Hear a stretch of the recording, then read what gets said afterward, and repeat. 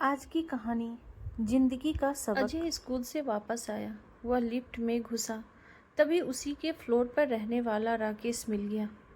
वह अजय के ही स्कूल में पढ़ता था। अजय ने पूछा, क्या हुआ, आज स्कूल नहीं गया?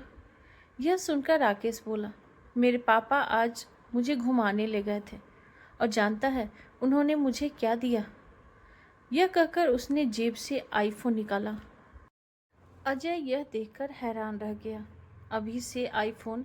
मेरे पापा तो मुझे सिंपल सा फ़ोन भी नहीं लेने देते। यह सुनकर राकेश हंसने लगा। किस दुनिया में रहते हो तुम लोग? आईफोन के बिना आजकल कुछ होता है? जिसके पास आईफोन नहीं, लोग उसे गरीब मानते हैं। कुछ ही देर में दोनों का फ्लोर आ गया। अजय अपने घर पहुंचा। वह आज बहुत परेशान था। सीधा अपने कमरे में चला गया।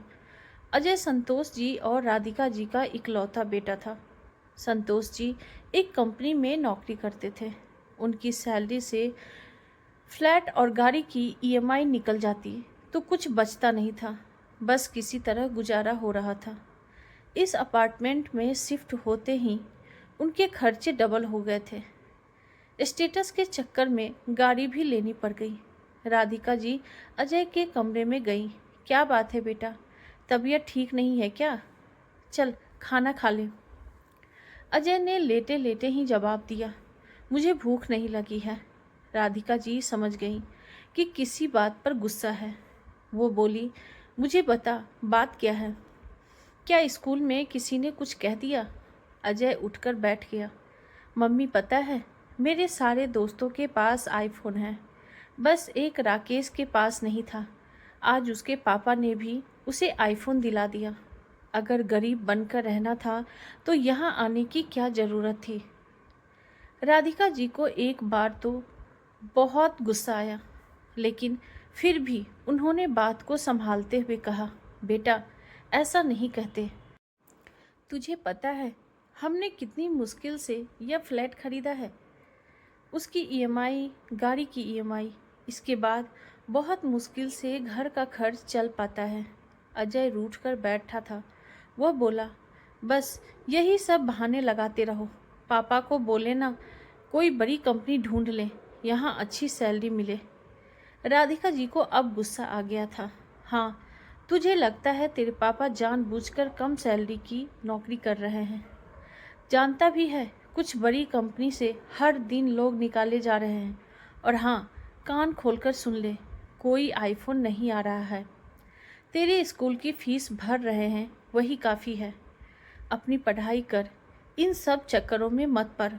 मम्मी को गुस्से में देखकर एक बार अजय को लगा कि अगर ज़्यादा बोला तो मम्मी मारना भी शुरू कर देगी।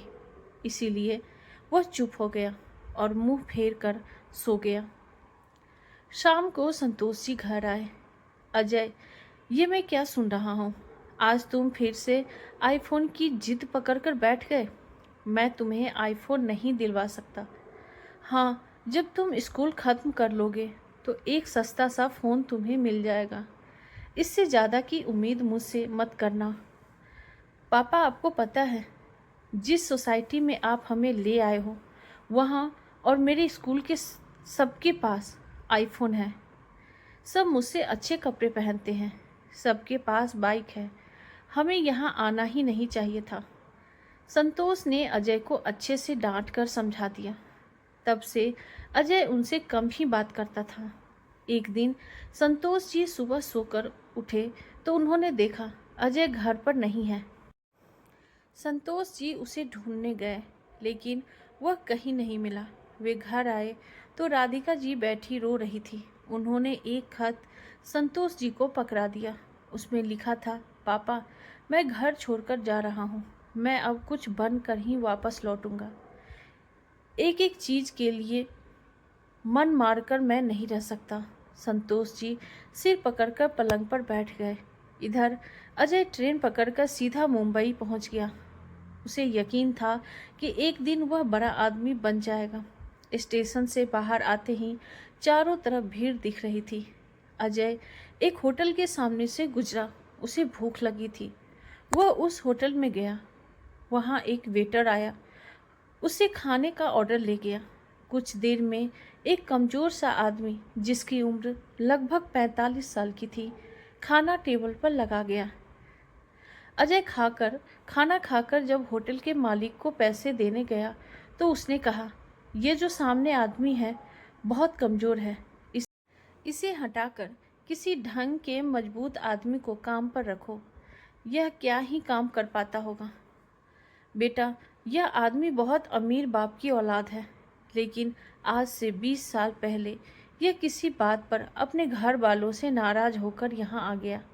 बहुत ढूंढने के बाद भी जब इसे कोई ढंग का काम नहीं मिला तो पेट पालने के लिए यह हमारे यहाँ काम करने लगा।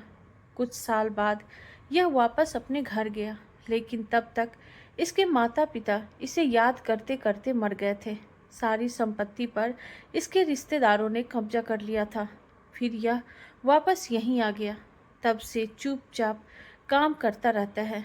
शायद यह अपनी गलती का प्रायश्चित कर रहा है। होटल के मालिक की बात सुनकर अजय के पैरों तले जमीन खिसक गई। उसने अपने पापा को फ़ोन किया। पापा, मुझसे बहुत बड़ी गलती हो गई। मैं आपसे कभी कुछ नहीं मांगूंगा। मैं कल तक वापस आ जाऊंगा। संतोष जी ने पूछा, बेटा तू कहाँ है? मैं तुझे लेने आ जाता हूँ। नहीं नहीं पापा, बस मैं आ रहा हूँ, कहकर अजय ने फ़ोन काट दिया। रात की ट्रेन पकड़कर वह घर के लिए रवाना हो गया। जीवन का वो सबक जो उसके पापा उसे न सिखा पाए, उसने ठोकर खाकर जान लिया था।